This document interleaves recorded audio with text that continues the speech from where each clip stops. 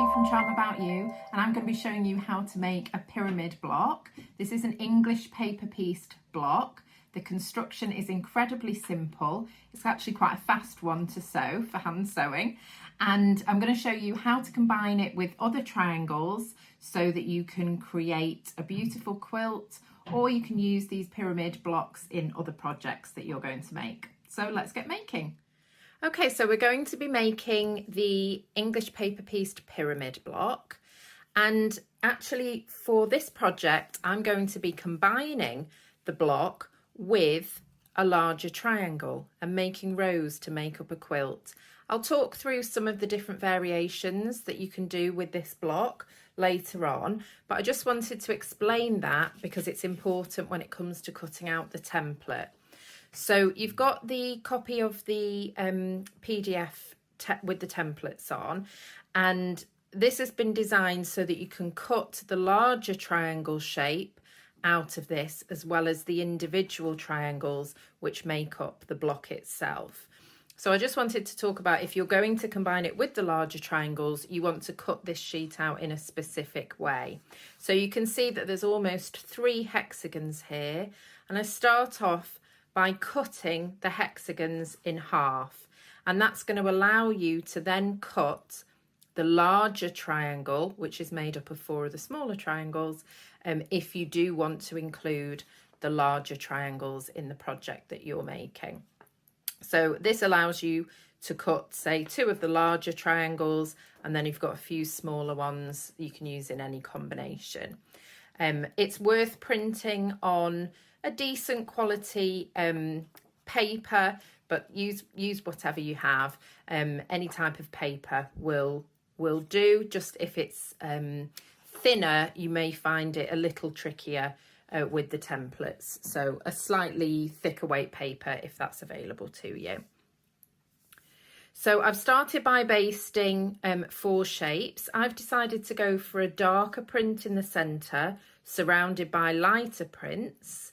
So this one is the centre here for the next block that I'm going to be making. Sorry, threads everywhere.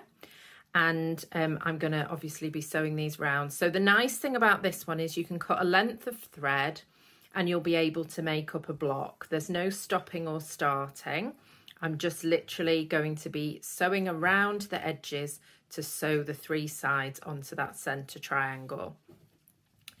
Now, I don't really focus when I'm basting the shapes, I just baste them. But what you'll find is there's an edge of the triangle that won't have dog ears on. So I find that the easiest one to attach to either side, you know, to each side, sorry, of that central triangle. So rather than doing that, where I'm then going to have a dog ear in the way, I would prefer to turn it round so I've just got that straight side. Of course, you're going to encounter the dog ears as you're going along, but it's easier if you just have one versus if you have, I can't do it with this one, there you go, 2 that are going to be joined up together. So I like to just stitch the flat side. Then obviously if I'm using the larger triangles in between, it's not really too much bother.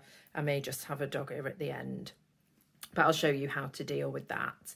So to begin, I like to sew with a flat back stitch, which is slightly different. You can of course whip stitch these together, but I use a little clip just to hold it in place, and then essentially I do a whip stitch over the edge there. So you can arrange your arrange your block however you want to do it, and then you're just going to be stitching all of the triangles around the outer edge. So I start just slightly away from the corner there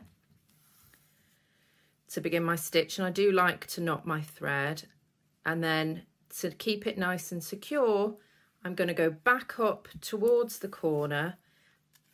Hazard of triangles is getting your thread caught on them, and go back up to that to catch the corner there, and then I'm going to sew back all the way down. So this is a nice easy one because you're not having to fold, you know, fold shapes out of the way. You just literally can go around that outer triangle to stitch the sides on. That inner triangle to stitch the sides on. Now, I'm not really sewing my stitches as small as I usually would because I just want to get to the end to show you how to stitch the next side. But obviously you concentrate, keep your stitches nice and neat, just small stitches.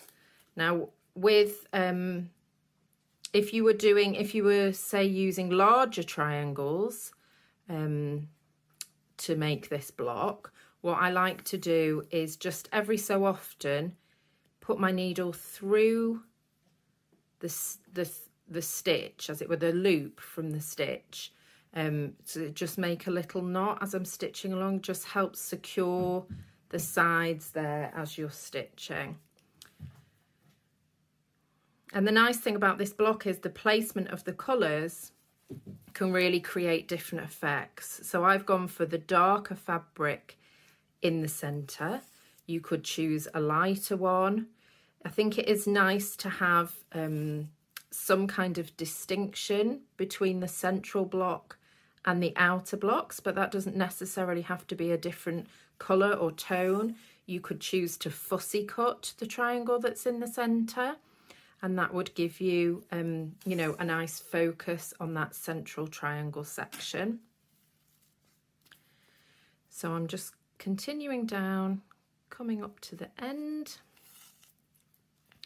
And it's quite important that you're going to secure the corners, because I'm not going to cut off the thread. I'm just going to keep going around. So I want to make sure that the stitches are going to hold up. So as I get down to the edge, I'm going to just do some bigger stitches here just for time's sake. But like I said, you make sure you're focused and doing nice, neat stitches. So as I come down to the corner, what I want to do is get the corner and I want to secure that stitch. So again, I'm just going to loop it through, and I may even decide to back stitch to just secure that, but I'm not going to stop sewing. I'm just going to get my next piece and attach that on and just keep sewing along down that side there. Okay, so once I've done that one, I would add on my final one, and then that would be a completed block. So it's just made up of 4 triangles, very simple, just stitching all the way around. So I want to just show you the different layouts. So I've got my solid blocks here and my pieced blocks, and you can put them together in any combination. I think with triangles, the easiest thing is just to create rows. So you would just sew them, excuse the dog ears here. I never trim my dog ears because once you've sewn them together, they don't, you know, get in the way. They're just hidden on the back. If you do want to just cut them down slightly, you can, but you don't want to cut them down to the corner because you risk then compromising the seam and the seam becoming undone. So I could just keep going like this, and then you can see you're just creating straight rows. You could do a half triangle at the ends if you wanted to finish it off, you know, being square, or you could just cut into it if you so dare once it's complete. But you can see there, that's, you just continue like that, do the same and keep building it up. And you can stagger it like, you know, brickwork to create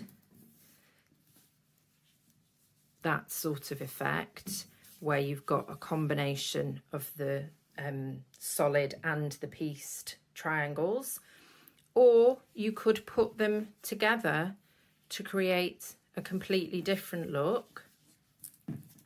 I think it is nice to have you know, a place for your eye to rest, to have it broken up with those solid colours, or even if you had a blender print or a contrasting colour to the blocks. But there's lots of different ways that you can put these together, make a beautiful quilt, or use the blocks in a different project. So there you have it. That's how to make a pyramid block. I hope you'll enjoy stitching some of these and using them in your project.